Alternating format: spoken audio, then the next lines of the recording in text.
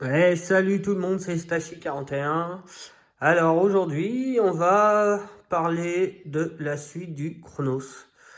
Avec les modifications que j'ai fait dessus. Je croyais que j'allais faire beaucoup plus de modifs, mais du coup, pas du tout. Donc, moi, ce que je voulais, c'est le moins de modifs faits dessus. Comme ça, je peux le remettre d'origine et leur vendre d'origine sans les modifications. Donc ça, j'ai rien touché. Si, j'ai juste fait deux petits trous, je vais vous montrer. Mais autrement, tout le reste, j'ai tout récupéré. Et une fois que le test sera fini, je pourrai le remettre d'origine complètement. Voilà. Donc voilà à quoi il ressemble. Petit gros pépère. Je suis content. Je vous jure, ah là là, il est beau. Bon, après la carrosserie, j'ai trouvé que ça. Parce que l'autre carrosserie que j'avais, ça allait pas du tout. Fallait vraiment faire des grosses modifs et tout, et je voulais éviter. Et du coup, avec cette carrosserie là où j'ai vu qu'il y avait moins de modifs à faire. Bon, elle n'est pas droite par rapport au châssis, mais ça c'est rien d'extraordinaire. Regardez-moi cette garde au sol. Ah, c'est mon point. Là, il est en appui, autrement garde au sol max. Voilà, j'ai mon point plus un peu d'espace. Avec les roues Proline Trencher. Ils prennent cher. Ouais, ils prennent cher. Elles sont vraiment énormes ces roues. Je les avais montées sur le Arma Bicroc. Et c'est vraiment énorme. Elles accrochent partout grâce à leur petit crampon qu'il y a sur le côté là. Ça a l'air juste de petits dessins comme ça, mais ça permet d'accrocher dans les virages. Sur le côté, des fois ça m'arrive que les deux roues de l'autre côté se lèvent et ça accroche vraiment. C'est pas, ça se barre en couille souvent quand on a des pneus qui n'ont pas de crampons sur les côtés qui sont lisses, comme ceux du Chronos. Hein. Ici c'est bombé sur le Chronos là, et après il y a les gros crampons, mais autrement sur le côté c'est quand même vachement bombé. Donc voilà, on va enlever la carrosserie. Ça c'était mon doigt. Hop. En 2 petites secondes. La carrosserie rentre un petit peu en force. Hop. Donc sur la carrosserie qui est là. Et ce qui est bien, c'est les petits supports de non pour les goupilles. Au moins comme ça, elles se barrent pas. Derrière, c'est pareil. J'ai fait mes deux petits trous. Ça, c'est les trous d'origine. Derrière, j'ai dû couper la benne. J'étais obligé pour que ça passe. Et j'adore l'excent de la carrosserie, est vraiment épais. Arma là-dessus, ils ont assuré, même sur le Bicroc, ça c'est le Nero, mais sur le Bicroc d'origine, c'est quand même des carrosseries vachement épaisses. Le Lexan est vraiment de bonne qualité. Bon, parlons de la bête. La voilà. Alors, je vous laisse regarder. Alors, on va parler des fixations des carrosseries. Donc, j'ai pris des pièces de HPI encore, parce que j'ai un stock de pièces HPI, ça que soit Savage, les gros 1.5, les gros 1.5 HPI, les 5B, Flux, ils ont des gros pare-chocs avant et arrière, et ils sont tenus avec plein de petites pièces comme ça qui s'emboîtent avec des goupilles, et ben voilà, du coup j'ai réussi à la monter sur la tourelle d'origine. J'ai enlevé les deux petites pièces qui sont là pour tenir la carrosserie. Donc je n'ai pas modifié, j'ai pas fait de trou. Et c'est là. Là. Les trous, ça c'est les trous d'origine qui tiennent les plots de carrosserie d'origine. Après, sur les suspensions, je vais essayer de vous le tourner. Hop, hop là. Sur les suspensions, j'ai pris des grosses suspensions HPI qui étaient montées sur un, un châssis long kit Alza Racing que j'avais acheté. Il y avait ces suspensions là, donc je les ai récupérées.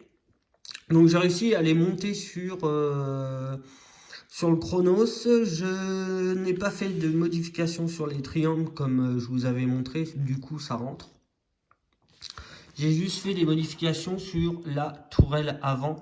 Les vis que vous voyez sont sur les trous d'origine de la tourelle du Chronos. Donc je n'ai pas modifié la tourelle. Donc je pourrais la remettre d'origine. J'ai pris des petites pattes de HPI, pareil, encore. Hein, j'ai plein de petites pièces. Donc ça, normalement, c'est ce qui se met en haut des tourelles de chez HPI pour les renforcer. Donc j'en ai pris une, je l'ai coupée en deux. Donc j'ai une partie là, une autre partie là. Et vous voyez, hein, la tourelle c'est du 3 mm, moi je suis en 4 mm. J'ai dû décaler un peu la suspension de devant, donc d'origine cette pièce là a déjà une cale, mais il a fallu que je rajoute une petite cale. Donc j'ai pris un petit boulon, je l'ai mis derrière, ça tient très bien, ça a un peu de jeu. Hop, vous voyez, c'est un tout petit peu de jeu et c'est ce qu'il faut pas que ça soit raide. Donc en bas rien comme modification, donc du coup ça y va. Sur le trou intérieur, parce que le trou extérieur ça y va pas, il manque quelques millimètres, mais on pourrait creuser un peu le triangle, mais bon, c'est pas mon but d'abîmer le véhicule en soi. Je voudrais voilà, le garder le plus d'origine possible. Devant, j'ai mis un petit pare-choc qui est fixé comme celui-là d'origine, qui est tout petit, que j'ai récupéré, que je remettrai à la fin. Ça vient... Non, ça vient pas en HPI, pour une fois. Ça vient du Losi LST. Losi LST. Je m'en rappelle jamais. Il est blanc. Oui, il est blanc avec les roues bleues. Donc j'ai récupéré. J'ai fait exactement le même système que d'origine. Donc c'est de lisser. C'est lissé comme ça à l'intérieur et c'est serré entre le châssis et la cellule du haut. Voilà. Donc sur l'avant, voilà tout ce que j'ai fait. Donc rien d'extraordinaire. Sur l'arrière, alors sur l'arrière, j'ai juste monté. Voilà. J'ai pas fait de trou sur la tourelle. Voilà, qu'on voit mieux. J'ai juste monté du coup avec la cale d'origine pour tenir, pour que la suspension rentre dedans, ça passe. Donc je n'ai rien modifié. Tant mieux, moi je préfère.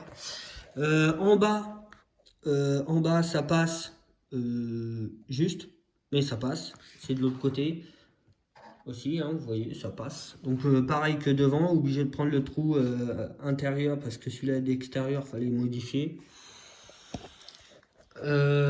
Si, alors ce que j'ai modifié, c'est... Bon, on verra pas. Dans la roue, peut-être. Du coup, le triangle du haut, le triangle supérieur, je ne sais pas si on va pouvoir le voir. Vous voyez le porte-fusée en plastique qui est là. Et ben, il y a deux... Il y a le porte-fusée. Comment expliquer? Là, vous voyez, il y a le porte-fusée qui est là. Et sur l'axe qui tient le porte-fusée, il y a des petites cales. Donc il y avait une cale fine et deux grosses cales. Non, deux grosses cales et une cale fine sur l'axe qui tient le porte-fusée. Donc du coup, moi, ce que j'ai fait, c'est que je l'ai décalé comme ça. J'ai mis les deux grosses cales ici et la petite cale ici. Pour que le triangle supérieur, on peut appeler ça plutôt une biellette supérieure, mais ça sert de triangle supérieur, que ça ne touche pas ma suspension. Vous voyez, ça passe, ça passe. Voilà ce que j'ai fait comme modification. Donc à la fin, quand je remettrai les suspensions d'origine, pareil. Les deux cales, je les remettrai de l'autre côté. Je remettrai comme c'était. J'ai noté tout ce que c'était quand c'était d'origine. Comme ça, quand je le remonterai, je pourrai le remettre exactement comme je l'ai acheté.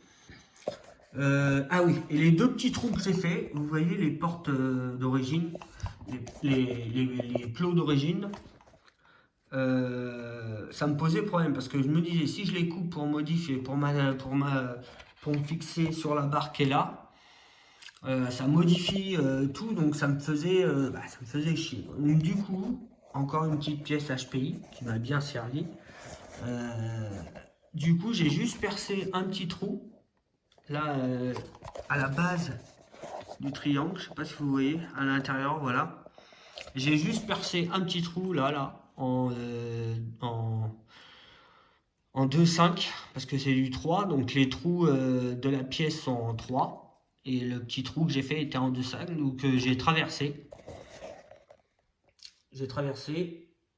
Et ça tire. Après, je pense que je vais quand même mettre des petits écrous, les stops, comme ça je serai sûr que ça bougera pas. Donc voilà, le seul truc que j'ai fait sur le châssis d'origine, c'est juste ces deux petits trous là que j'ai dû percer pour mettre mes plots pour la carrosserie. Dessus, alors les petites barres, vous les voyez, elles sont installées. J'ai fraisé le châssis pour que j'ai mis les têtes fraisées pour que ça soit vraiment au ras du châssis. Deux petites barres, en plus des renforts qu'il y a. Je me suis arrêté vraiment juste avant la cellule. Voilà. Donc pour que ça soit plus rigide ici. Parce que déjà moi sur le Mugen et sur le Obao SST, donc le Mugen c'est le Truggy MBX7 je crois, tout le temps la partie derrière qui est là, elle est assez faible. Ça plie souvent là, donc les cardans se plient. Après, comme avec Romano hier, ce que je discutais, que les cardans voilés, que ça soit Creighton, le Chronos, qui n'a pas voilé un cardan arrière. Mais moi, je trouve pas ça normal parce que sur mon Obao et sur mon Mugen, j'ai jamais eu ce problème-là à l'arrière, à part quand moi j'ai fait des modifications. Non, le Obao SST. J'ai eu des problèmes avec le cardan central arrière une fois que j'avais enlevé l'aileron. J'avais enlevé tout le système d'aileron avec le support aileron et du coup ça tapait directement dans les tourelles. Et là j'ai tordu mon cardan arrière. Le Mugen, j'ai dû faire une trentaine de packs et je roule avec. J'ai jamais tordu un cardan central arrière, à part si c'est parce que c'est plus solide. Moi déjà quand je vois celui-là il est vachement épais et j'ai réussi à le tordre sans casser une pièce, mais j'ai réussi à le tordre en sachant que un cardan voilé ça donne beaucoup plus de vibration à la sortie du diff arrière ici, non à l'entrée, du diff arrière ici il y a un petit roulement. Et donc si ton cardan il vibre, si le voilé va faire ça et la cloche elle va pas aimer, le roulement va pas aimer et après ça va au pignon d'attaque et après bon bah ça bouffe tout une fois qu'il y a du jeu quoi. Donc moi je trouve pas ça normal. Moi je comprends pas. Après dessus bah j'ai remis le bac batterie, j'ai mis du frein filet donc ça c'est rien d'extraordinaire. Devant, aucune modification. Le cerveau, c'est un Connect 20 kg. Dessus c'est un Castel Mamba Monster 150 ampères avec un Castel un 88 par 44 en 1500 kV, pignon 15. C'est un peu trop gros parce que hier j'ai fait un test quand même. J'ai quand même testé, j'ai fait un pack complet avec, j'ai adoré. Quand il atterrit, il saute plus comme un foufou là quand on arrive au sol. C'est vraiment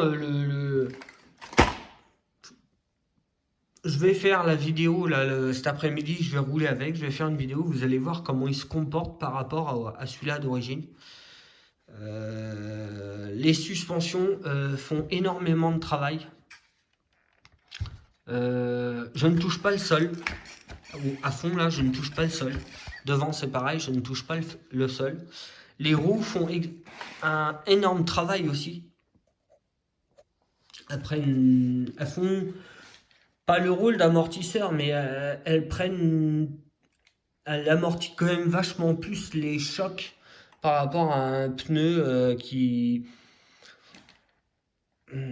par rapport à un pneu qui a moins de gomme où la mousse n'est pas épaisse dedans. Là, on sent que la mousse et le pneu prennent vachement les chocs, plus les suspensions de devant et derrière.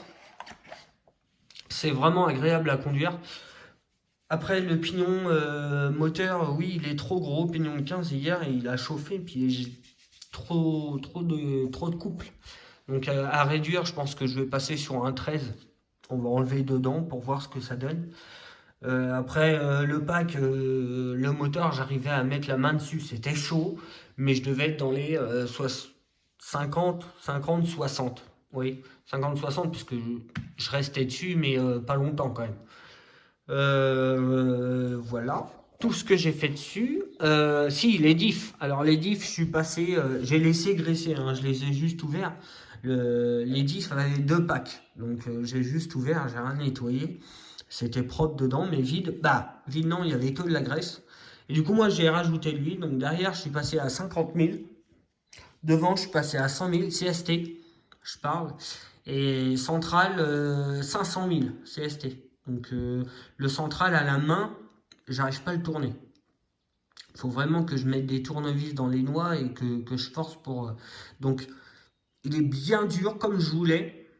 J'avais acheté de 1 million, mais je pense que 500 000 ça suffirait. Ça va suffire, donc on verra bien comment à la longue ça va se supporter. Parce que hier j'ai roulé avec, j'y suis pas allé comme un barbare quand même. J'ai roulé avec, j'ai kiffé, sérieux, j'ai bien aimé rouler avec. Donc maintenant, à voir, c'est avec le temps, comment il va se comporter, comment l'usure des pièces vont se comporter, parce que c'est plus du tout la même puissance qu'il y a dedans. Les réglages, c'est pas du tout les mêmes que d'origine. Donc à voir comment ça se comporte. Donc là-dessus, les gars, je vous laisse. Vidéo du Chronos modifié. Je vais faire ça, je pense, cet après-midi. Donc la vidéo, elle sortira dans une journée ou deux. Donc voilà. Allez, à plus, les gars. Ciao.